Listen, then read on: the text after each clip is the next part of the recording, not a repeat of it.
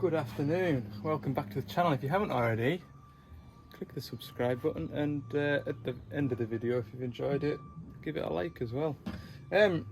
So we are on Tuesday afternoon. I've been in a little job this morning. I just thought I'll save a bit of video space and we'll start the filming here. I am at this 140. It has a bad injector. So what I am doing is just getting all my information that I need, because that's your injector going in from the top. So we take the rocker cover off, and then you've got this high pressure connector, they call it, which goes in from the side, and that's got a specific torque setting. If you don't tighten it up enough, then it'll leak fuel out. If you over tighten it, you can actually bend the injector and the injector won't work properly.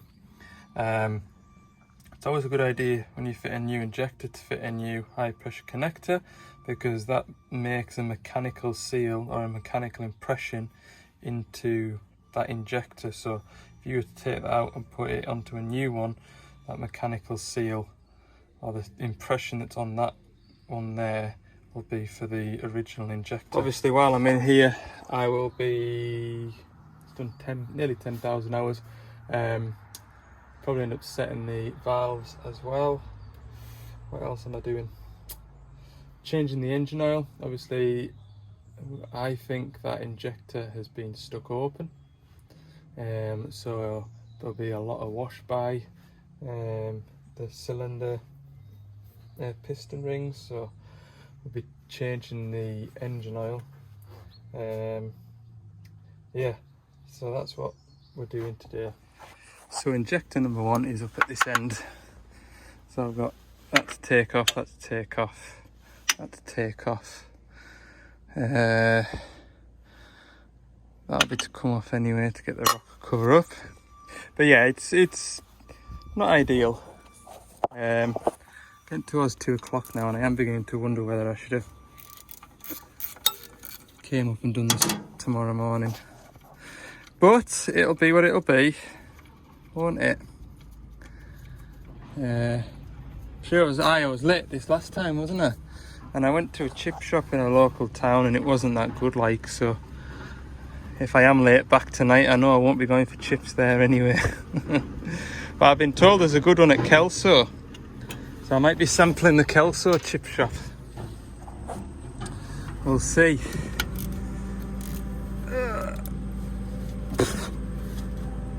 That's tight. And I've got me impact gun here, look. So I'll go and grab my camera stand, and we'll, like I say, I've been bad at showing you like me work, so I'll do that now.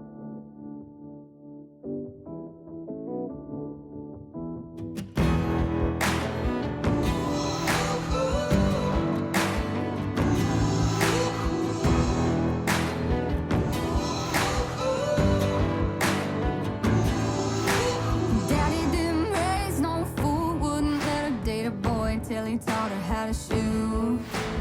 Daddy didn't play no games, wouldn't let her trade her name for a fake I do. Boy, you better know what you're getting into.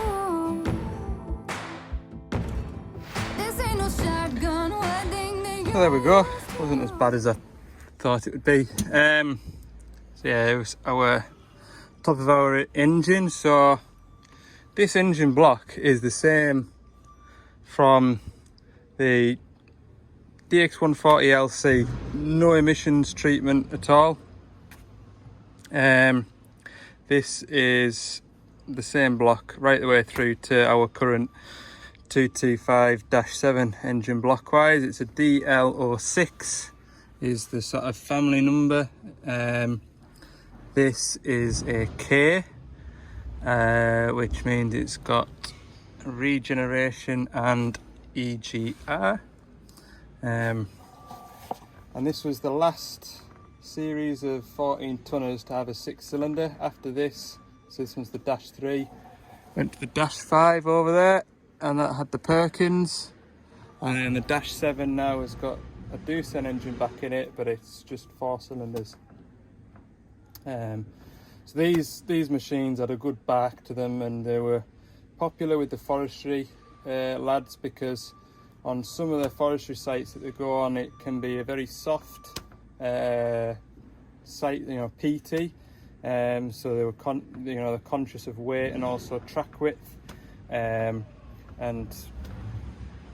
what you can do is you can put like a DX180 engine software into it, and give the pumps a little bit of a tweak, and the relief valve a little bit of a tweak. And the forestry boys loved these machines, they did.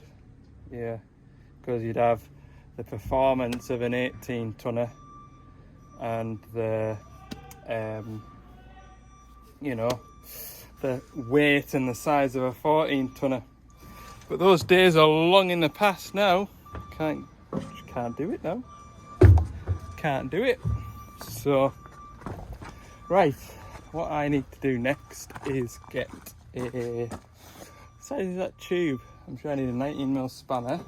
I'm gonna guess 22. Yeah, 22. Try and get this bad injector out. I think, I might be wrong. I might not need to touch the rocker arms, but I might do, we'll see. I'll show you. So this is our bad injector number 1. That there is that nut. That bolt is a 10mm head M8 bolt, and that's holding this injector down. What I'm hoping I can do is release that, slide the fork up and out the way. With a bit of luck, the injector will pop out, and I can fit the new one. That is the idea. Whether that'll be the case, I'm not too sure. Yeah, that is a 19, and rail pressure sensor is might get in the way. It might get in the way.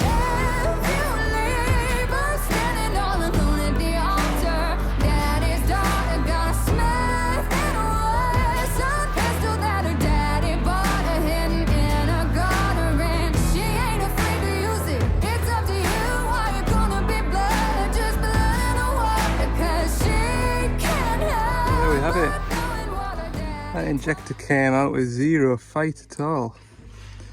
Even got the copper washer on the end of it, look. What a treat. Now, we're going to try and get that camera of mine down there and just have a look inside and see how it looks. We'll get that dried out a bit as well in there too. But you can see, there's my tube at. See how it goes together then. So this is the high pressure fuel from the rail, and that is making a mechanical seal in there like that. So there's a certain way which I'll go through when I'm putting it back together, but there is a specific way and an order in how to put this back together, and if you get it wrong, it's not a good idea. It isn't, but yeah, that's how it seals in there like that. Okay, right, I'll go and get some bits and pieces, and we'll try and get that cleaned up. So I've got my injector fitted. I've checked the piston. It seems okay. I've turned the engine now, so I'm at top dead center on number 1. So that'll then allow me to do half of the valves, basically do a full rotation, do the other half. What I'm doing now is I've installed the injector, because that is a bit of a fiddle. The copper washer, I've put some fresh engine oil on the copper washer, put it onto the bottom of it. That was enough just to drop it down in there, and then just gently with the palm of my hand just pushed, and there's a rubber seal on there that sits into a groove. That's it in position now, but you'll see it's still got a bit of a wobble. I can turn it left and right like that, and that then allows me to insert this, which is the high pressure tube that I've showed you before. Now it's got two ball bearings either way. They need to be going up and down the way, and we need to slide this into here. Oh, I've also, can't remember if I told you, but I've put some engine oil on this seal here. I'll slide this in with the ball bearings pointing up towards me, and I should be able to hear a click, he says.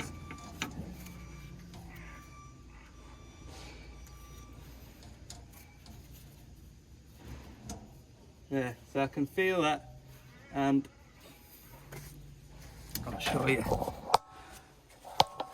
If you keep an eye on that injector tube down there, when I turn this, you can see the injector tube moving. So that is in position. Right, next what I need to do is run a bolt in there, finger tight basically, and then run the nut on to that injector tube finger tight, and basically bring everything in together at the same time. Essentially, this in,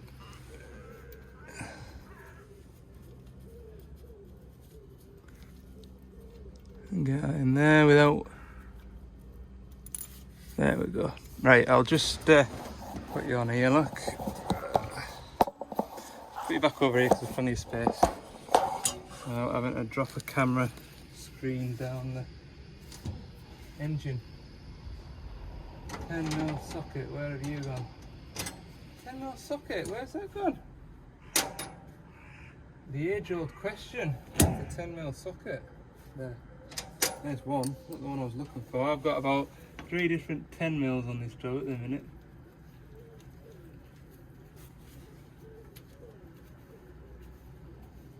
It's going in now, I think. Yeah, that's finger tight. Now then,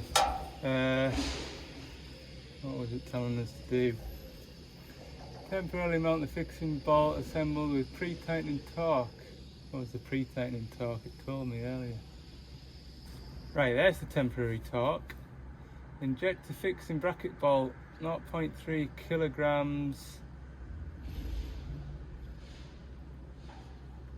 0.5, so I need to put that onto there.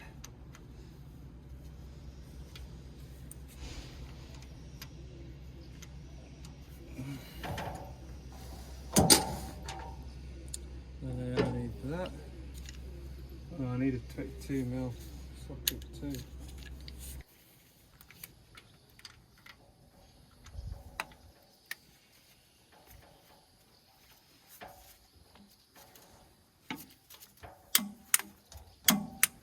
Right, 0.5.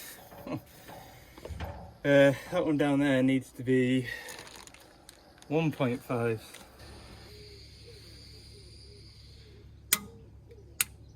Not far off there, look. Get another bite on that to make sure. Out my way. There we go. That's it. That's it. Now what I need to do is tighten that one down to 3.5 and 5.5. 3.5.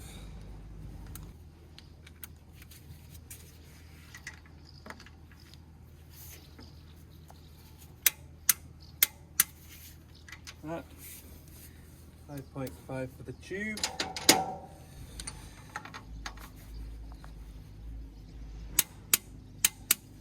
That's it. That is to spec. Good. We can put these injector wires on.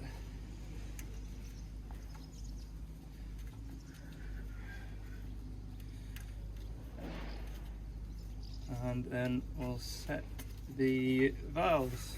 I'll double check them anyway. I'll be surprised saying that 10,000 hours.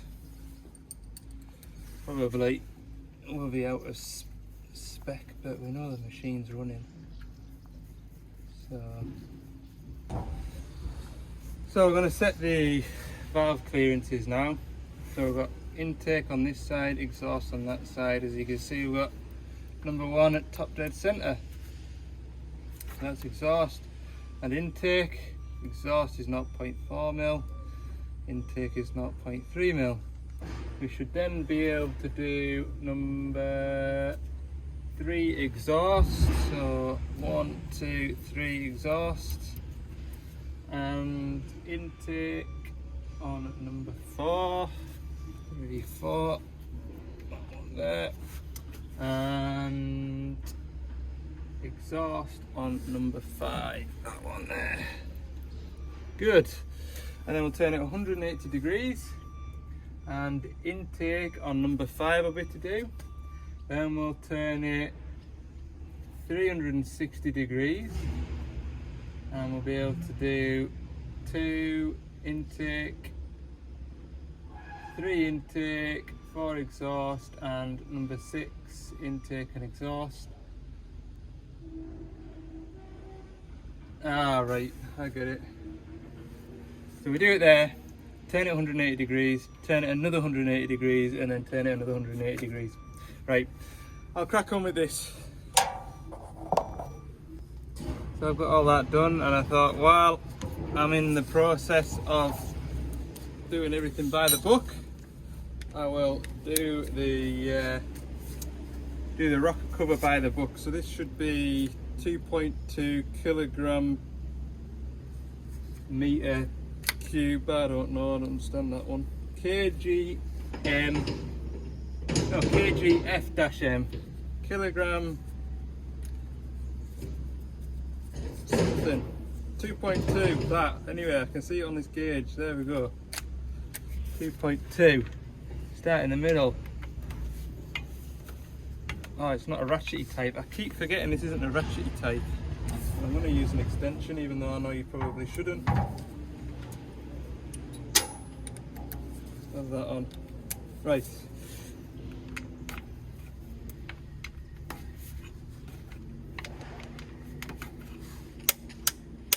Right, you do that in a spiral motion.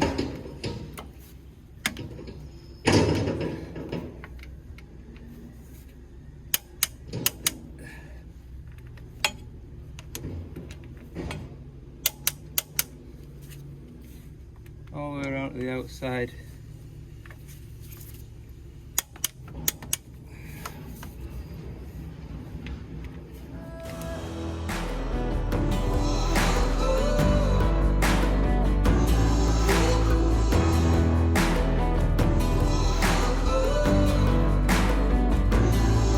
Before you hear the church bells ring, oh, you better get down on your knees. Get to praying for forgiveness. Lord knows you're gonna need it. Oh, you better know what you're getting into. Right then, we'll go and start it. Fingers crossed and all that like. Let's see. I don't speak for me. Radio's on, turn that off before I get told off. Right. Well, that's good. Not loads and loads of smoke, and the engine, I think you'll agree,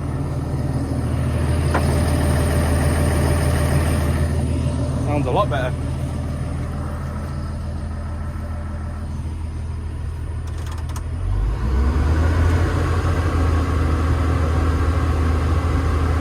There's a little bit of smoke still, but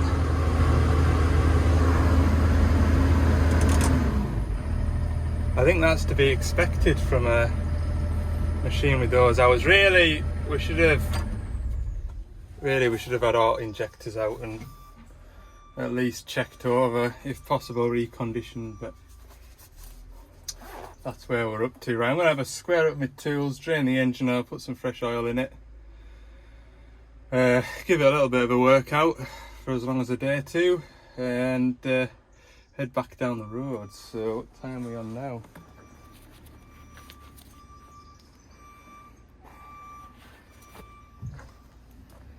think that 7 o'clock bedtime might be touch and go, like 20 past 6. 20 past 6, yeah, 20 past 4. Well, might not be 20 past 4. So if we another half an hour here, then I'll be back for 5 to 7. Doesn't seem too bad, does it? Right, that's what we'll do then. If you let me put my head down, I'll join you when I'm starting it back up and just giving it a little bit of a workout, and we'll see how she's doing. But it starts, it runs, the smoke's cleared, the majority of the smoke's cleared. I do expect a bit of black reek from that thing for a number of reasons. Right, good. Right, I'll just load this engine up and look at the smoke coming out of this. Hang on, I'll bring the dipper arm in actually. Oh hey, better than it's ever been. It's certainly not lacking in the power department. Anyway, I'll sit you there, look, and I'll try and operate this digger. I've left my doodah down there, but I'm just digging around in here, look.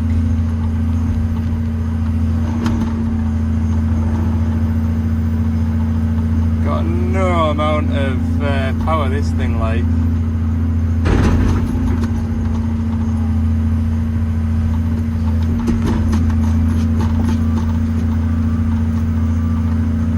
I do like these old diggers.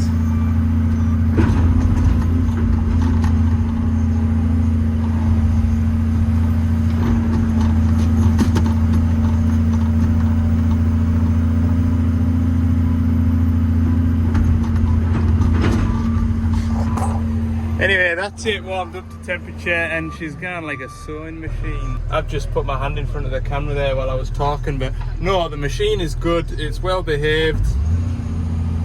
It's got bags of power, and yeah, take it back down off this heap and park up for the night. I'm gonna head home. It's 5 o'clock,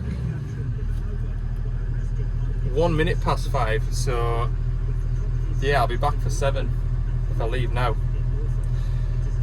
Whew. Right, I'll see you in the morning then. What's on tomorrow? It'll either be a loading shovel or a dumper. Whatever I decide to do. I think it'll most likely be a dumper. Most likely be a dumper. Right, Wednesday morning. First job is this 9-ton dumper. The seatbelt reel has got jammed. They were in a bit of a pinch, so they cut the doodah off so they can move and start and run the machine. I've also noticed that the seatbelt logic is active on this machine, which means that no matter what you do, you have to sit on the seat and then plug the seatbelt in, as opposed to, it doesn't matter which order you do it, whereas this, it does matter which order you do it. So I'm gonna sort that as well, and I would imagine park brake calibration procedure is still active as well, so it's all stuff to do. And I've got that Thwaites dumper there to do. That machine won't start. I don't know, something strange about that one, but I'll get this job done and out the way first. Blooming lovely day, like. It is. This is all I've got to do today. Got a 6,000 hour service on a shovel to do tomorrow, and a 1,000 hour service to do on another shovel on Friday. So I'll be well and truly sick and fed up by the end of the week. I don't like to make life easy for myself. There's two different sorts of seat belts, of course. Every 9-ton TA dumper I've been to has been this type of seat belt, the sort of exposed one. Of course, this one, all the way down South Cumbria, miles away. Bearing in mind the other ones have been in and around Carlisle. So I came with the one that I fitted the most, that one, and it's the opposite type, which means it's got 3 wires to it instead of 2. But I've just fettled it, I've just worked it all out. So no harm done, I suppose. Just a little bit longer doing the job than I expected. So yeah, that one seems to have, I don't know why, but there's 3 wires at that end as well. But anyway, that's that. I'll put that all of the other style on. At least they'll all be the same when they inevitably pack in. There we go. Couldn't get the cover on that side, but it won't matter. Got the cover on this side and I've just adjusted it slightly to allow that to go in there. Right, phone's ringing, look. Who's trying to bother me on a nice sunny day? Get that. So, this way it's dumper. I don't know anything about these, but I spotted this has been running to the bottom of here. Got a relay and a fuse, and then this wiring goes down here, and along that way and up into here. And when I disconnect the seat belt, that relay goes off, so I presume that's like a start inhibit seatbelt switch, so if the seatbelt isn't plugged in you won't not be allowed to start it. But it seems to be working, because when I unclick the relay, unclick the seatbelt, the relay clicks out and you click it back in, but doesn't mean to say that it's switching power. Let's say on here, leave ignition on for 3 seconds before cranking. And when I do try and crank it, that comes on. It stays on. Key off. Key on. 1, 2, 3. Still won't let me. So, yeah. I think that might be part of the trouble. We'll see. So I've definitely got power from 30 to 87 when the ignition's turned on and the seat belt's clicked in, so that's working. What I'm not getting is, I noticed with the dumper in front, it's got a similar looking engine to it. I haven't paid too much attention, but when you turn the ignition on, you can hear the electric lift pump buzzing away. With this one you can't.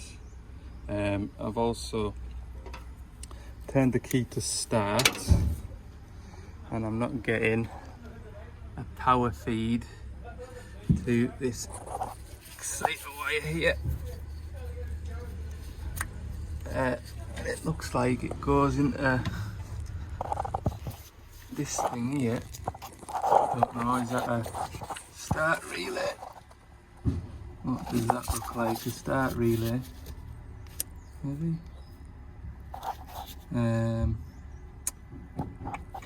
Could be, couldn't it?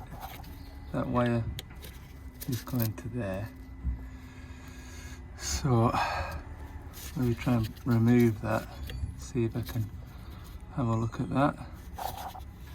I'm not getting a start signal anyway. Oh look, that also goes onto, that looks like an electric lift pump perhaps.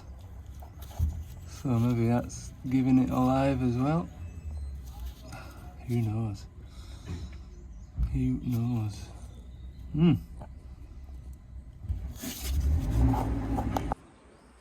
think I might have just done a thing and fixed it.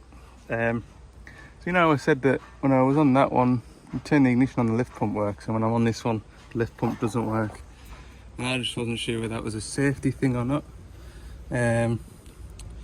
So I don't have any power when I key over, I don't have any power down the exciter wire, but I also, when I turn the ignition on, I don't have any buzzing coming from down that way. So I've checked all the fuses, they're all okay, big fuses are okay.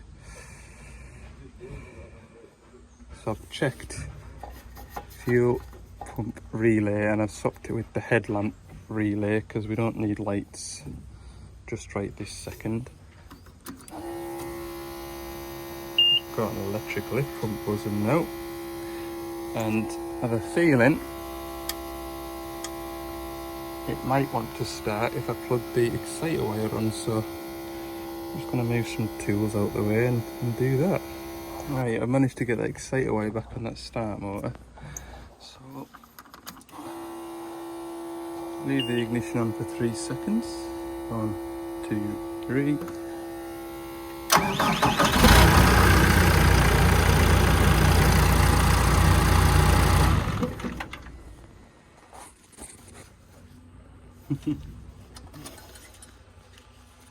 That is a bit jammy like. So obviously that fuel pump relay also gives power to the start solenoid, because I wasn't getting any power from that relay down there that was pointing to earlier. Obviously it wasn't pulling in to give me exciter wire any power. So that's what that relay does. And then we just need a new relay. In fact, I'm taking it out. That one out of there. Get a picture of that. And have I got anything similar in the van? It does look like one of those yellow relays that we use. Oh, the pins look narrower. Let's have a look. There we go, look. That would do the job nicely. Apart from 24 volt. That ain't gonna do it. So I don't have out else. Anyway, I will be not passing, but back down this way tomorrow. So I can call in and chuck that on. Right, I'm going to pack up, have some lunch. I think that's a good little fix, that. Considering I know nothing about the way it's done, please. Don't have a wiring diagram or anything. Pat on the back to me. Pat on the back. God, it's warm now. It is warm. This is one of those dumpers I was telling you about last week, where you're pretty sure, might be wrong, like, I'm sure when I've seen them it's only got 2 bolts rather than 3. But anyway, you take them off and the whole compartment swings open. You've got your battery there, dead easy to get to. Don't know whether you can do away with them bolts and have an R-clip through there even. Much handier. Yeah, it's there, look. Right. What I don't like about this though, the hour meter is there. You have to lift the bonnet up, see how many hours is on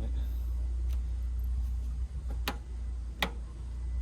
Those work lights are on.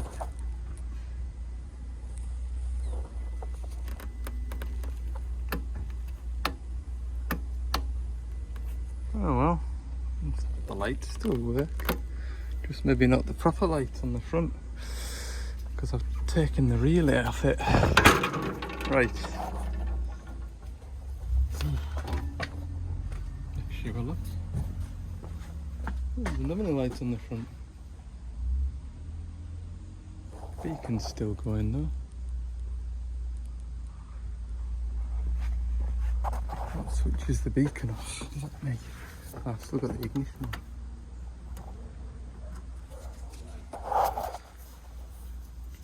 Let's just, I maybe don't need that relay if it hasn't got any lights on it.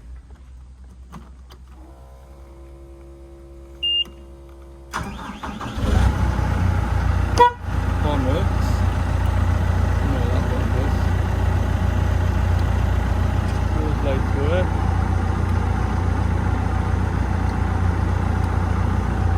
Beacon work, green beacon's working. That one do. Don't know. There's the reverse work.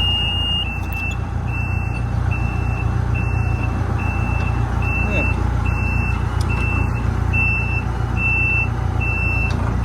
Reverse works.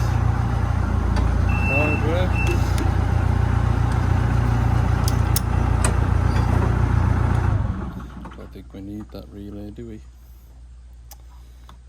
Oh, even better then. I'll maybe get one now just as a spare in case. Right, that went really well. If it wasn't for that other machine being there that was pretty much identical, I probably wouldn't have been looking for the electric lift pump to be turning on when I turn the ignition on, because you just don't know with some of these machines, do you, whether they've got electric lift pumps or mechanical lift pumps. So yeah, I'm rather pleased there was something there.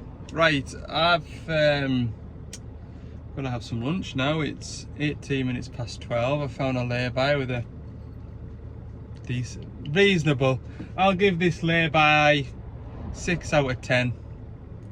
The view isn't the worst view, but it could be better. And then I'll head back up to Carlisle. So there's a lot of oil to change in the next 48 hours. I'm all loaded up, and yeah, we'll go and get that done. But for now, I'll wind that video up at that for today. Hope you've enjoyed it, and if you have, let me know. Give that like button, that thumbs up button down there, give that a little press, and if you haven't already, click the subscribe button too, because there's lots of jobs. It isn't all just servicing, although it feels like, you know, the last fortnight it has been, but yeah, occasionally we go to breakdowns and fix stuff. Right, we'll see you in the next one.